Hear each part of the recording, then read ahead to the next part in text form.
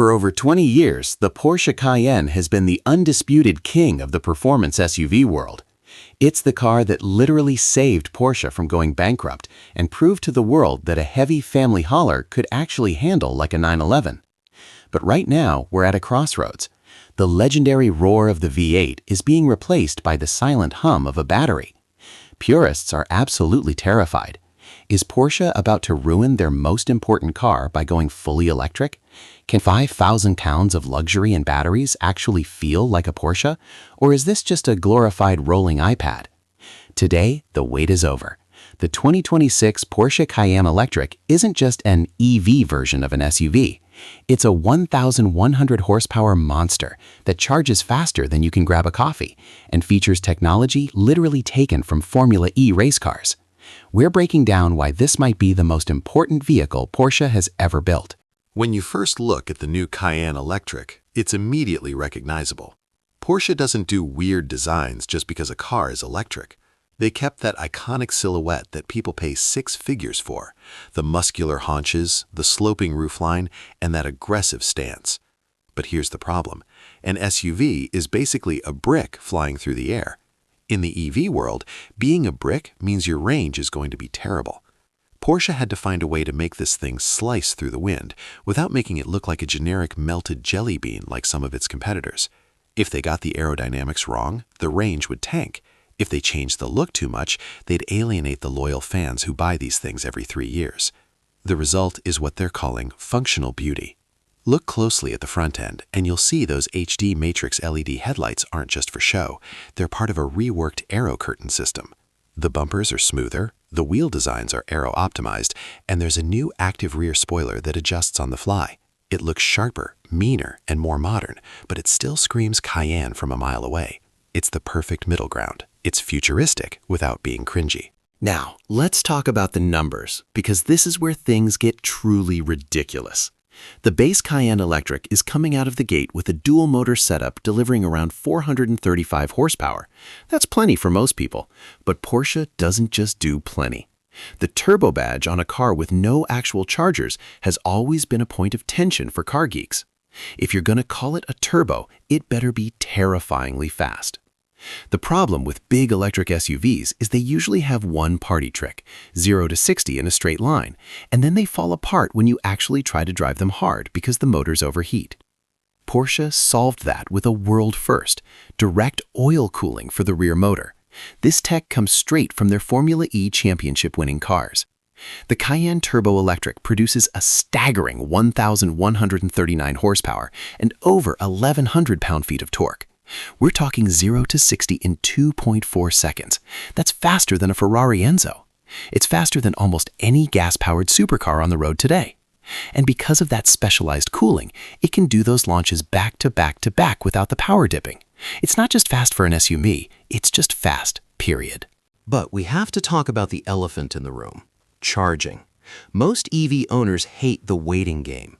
You pull up to a charger, plug in, and wait 45 minutes for enough juice to get home.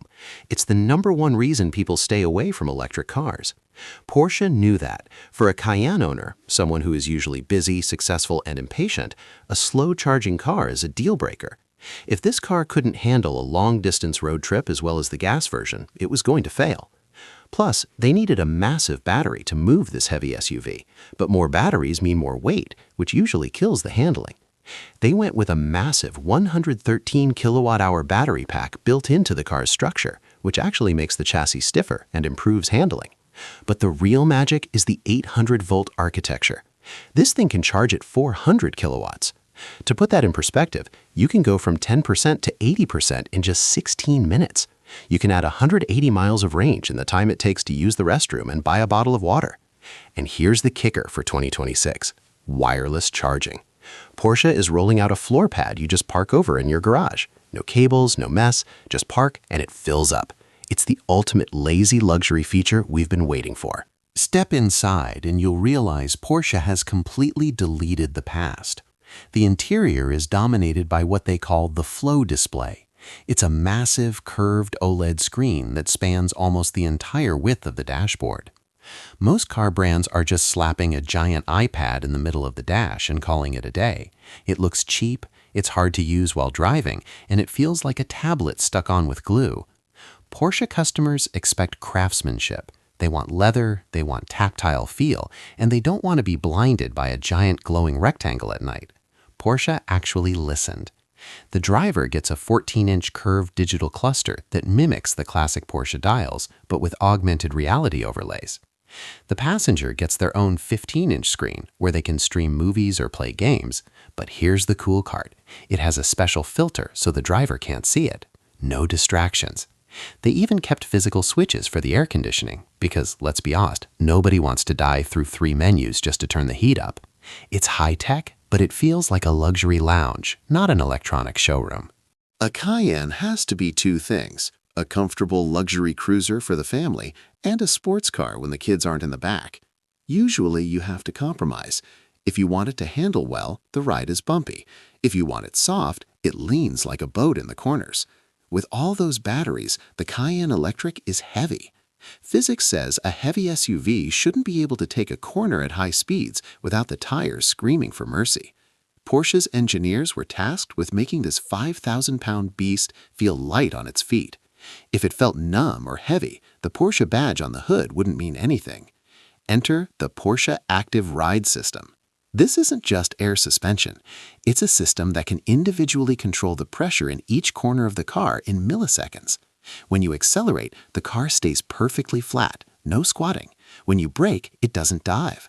In corners, it actually leans into the turn like a motorcycle to cancel out the G-forces.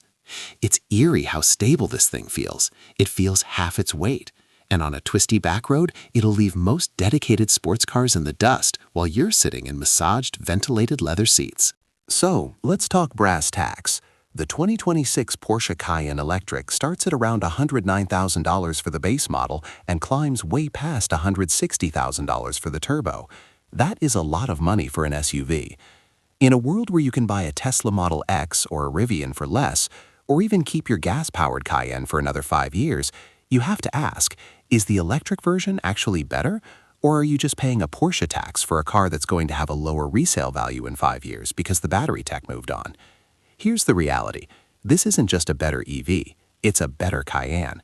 It's faster, it's quieter, the tech is light years ahead, and the running costs are a fraction of the gas version. Porsche has managed to do the impossible. They've kept the soul of the car while changing the heart. It's the first electric SUV that doesn't feel like a compromise. If you have the budget and you're ready to go electric, this isn't just the best choice. It's currently the only choice that feels like a true driver's car. The Cayenne Electric is officially here, and it's changing the game for luxury SUVs. Whether you love the idea of an electric Porsche or you're still mourning the V8, there's no denying the engineering brilliance on display here. But I want to hear from you.